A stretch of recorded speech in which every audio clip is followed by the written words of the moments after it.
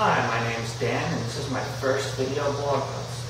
Now, I had planned on starting a new project today, but since it's 6:30 in the afternoon and just under 90 degrees, I think I'm going to do a shop tour instead. Before I show you around the shop, I should probably tell you a little bit about it.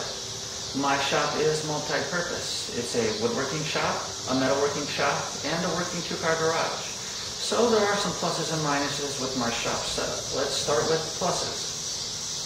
I can make my own tools. If you've done any amount of woodworking, you can probably recognize this tool.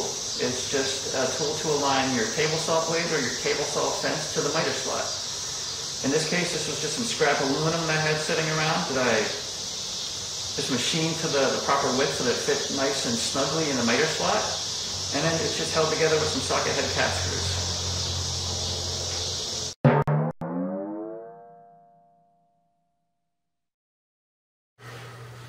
This sanding block is an example of another tool I made. I put the curve in the top of it using the belt sander, and I used the table saw to put the bevel on the sides. The nut is just some scrap steel that I knurled on the edges and then tapped through the center.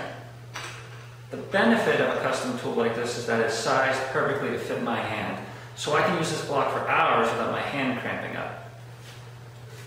Now, as I said earlier, my shop is a working two-car garage, and that's one of its minuses.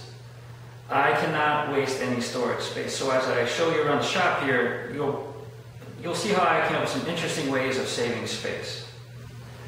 Here in the front right of my shop, I have my drill press, miter saw, clamp storage, table saw, dust collector, shop vac, and scrap bin. Now, this tall bench here is actually one of the things I use to save space. You probably can't see it, but one of the things I did is I went and bought some really long carriage bolts that screw up into the bottom of the table so I can lift it up a good 6 inches. This allows me to roll my table saw back underneath it.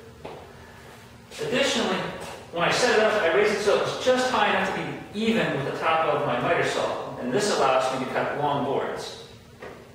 In this corner of the shop, I do most of my metalworking, so I have my surface plate, various cutting oils and lubricating oils, my lathe, my welding table. My welding table is really nothing more than a rollaway tool chest with a 1/2 inch thick steel plate sitting on top of it. I have metal storage back here, which you probably can't see, my welder, air compressor, and then my tall tool chest here is for most of my cutters and measuring instruments. But like I said, storage space is at a premium, so down here you can see the bottom part of my router table. Behind the tool chest, I have my collapsible spray booth, and up across the top here you can probably see part of my wood storage. Here in the front of the shop, I have my main workbench. Now, I don't have a dedicated woodworking bench, so this serves as an all-around bench. I use this bench to do woodworking, metalworking. If I need to do a bench to do some layout on, this is the bench. This bench is a sister to the one that my lathe sits on top of. Now, the top is 3 inches thick. The legs are made from 2.5 inch square tubing that has an 1/8 inch thick wall. The feet are similar in design to the feet on the table that my table saw sits under.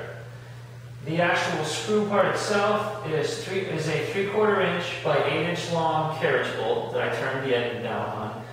And the actual foot itself is just, I think this is about a 2 inch diameter piece of steel round. On top of the bench, I'm currently storing my small collection of woodworking planes. Underneath my bench, I have my jointer and what is probably the hardest working tool in my shop, and that is the dehumidifier. I live in central Illinois, and in the summer it gets hot and really, really humid. And I have a lot of cast iron in my shop, so to prevent it from rusting, this little guy runs about 8 hours a day.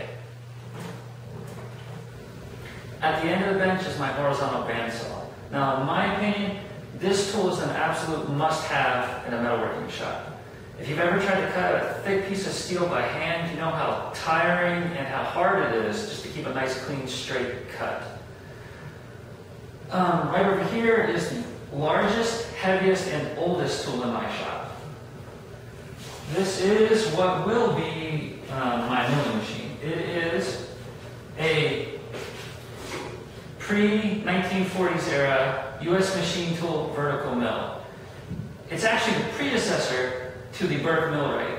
Now, this mill does run, but it runs on 220, and my shop's not yet wired for 220. In this corner of the shop, I have yet more storage. Screws and bolts, nice, clearly labeled containers. They're covered in sawdust at the moment. Finishes, solvents, rust removers, paper towels. You can never have enough of these. More rollaway tool chests for screwdrivers, sandpaper, cordless drill.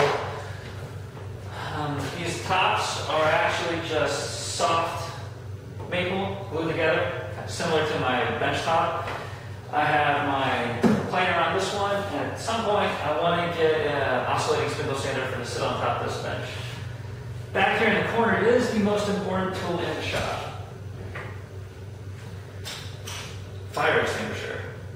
This is a metalworking and woodworking shop, and welding sparks and wood shavings don't mix. So that's my shop. Now, next time, I'm going to do my take on one of these, an end grain cutting board. I put mine together slightly differently than everyone else. So check back next time, and hopefully I'll have something good to show you.